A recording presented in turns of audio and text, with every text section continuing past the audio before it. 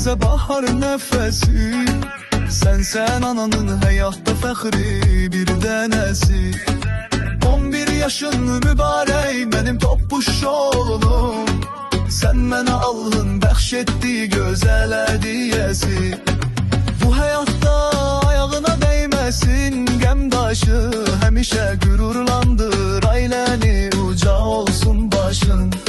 Sen kardeşlerinin değerlisi, saf sevgisi sen. Seni çok sevir Kerim ve Halil Bahardaşın. Resul gülüşün getirer evimize bahar nefesi.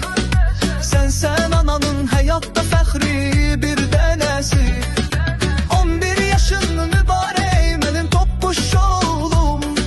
Sen mənə Allah'ın bəxş etdiyi gözəl hədiyəsi.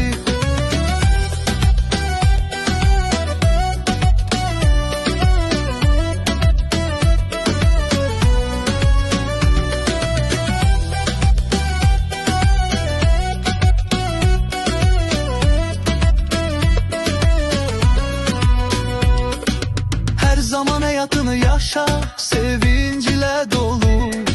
Sevdiklerinle çevrelensin daim sağın solun. Sen ananın baş tacı, şirin balam. Gözlerin kimi saf ve güzel olsun hayat yolun. Resul gülüşün getirer evimize bahar